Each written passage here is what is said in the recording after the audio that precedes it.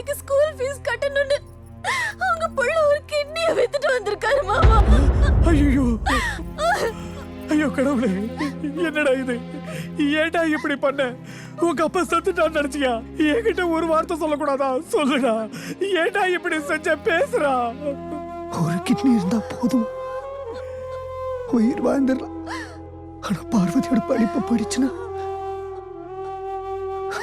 நம்மளால தாங்க முடியுமாப்பா? எவ்வளவு பெரிய மனசுடா உனக்கு. உன்னை என் மகன்னு சொல்லிக்க ரொம்ப பெருமையா இருக்குப்பா, ரொம்ப பெருமையா இருக்கு. Johnny, Johnny, yes papa, eating sugar, no papa, telling lies, no papa, open your mouth, ha ha ha. Madam, principal பார்வதியை கூட்டிட்டு வர சொன்னாரு. Parvati, you can go.